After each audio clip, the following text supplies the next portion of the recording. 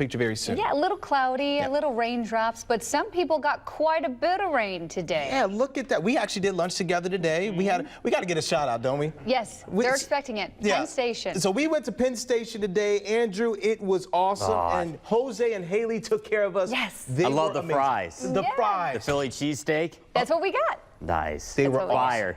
Beat that in your weather today. Beat that good news. All right. Hey, unfortunately, at least we got 50s headed our way for tomorrow. But if you're not a fan of the winter weather returning, we're not going to be friends here in this weather forecast. Let's take a live look right now at First Alert Weather Radar. Most of our showers have ended for today, but we did get a report of some small hail down around Kosciuszko County. And in fact, Fort Wayne right now, they're dealing with a pretty decent thunderstorm right now in Fort Wayne. But the bulk of the action sliding out of Michiana. We'll start to break up our cloud cover for the remainder here of this Thursday. Comfort index for this evening, 6 out of 10. We'll see these temperatures falling out of the 40s and into the 30s for the remainder of today. Then as we transition on into tomorrow, 7 out of 10. It's going to be a very gusty day. Gusts at times at or above 40 miles per hour. Wouldn't be surprised if 1 or 2 communities get very close to around a 50-mile wind gust for an hour or 2-hour window. And that's going to help boost our temperatures soaring up into the 50s. Maybe 1 or 2 areas south of US 30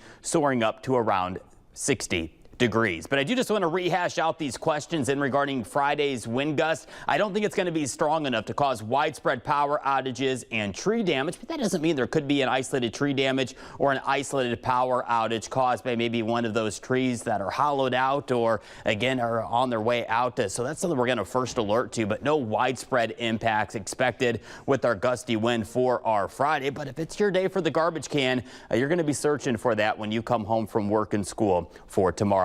Here's a look at our wind gusts headed our way for Friday. Gusts at times around 40 miles per hour by late morning and into the afternoon hours. And we're going to keep these gusty winds all the way into Saturday, where we lower the gust to around 30 miles per hour, but still pretty gusty for the first half of our weekend. And speaking of the first half of our weekend, we return to snow chances here in Michiana. I think most of us pick up a dusting, but we are going to watch areas around the port up towards St. Joe, Benton Harbor, Niles. That's where there could be dusting, maybe upwards of 1 inch from some light lake effect snow showers.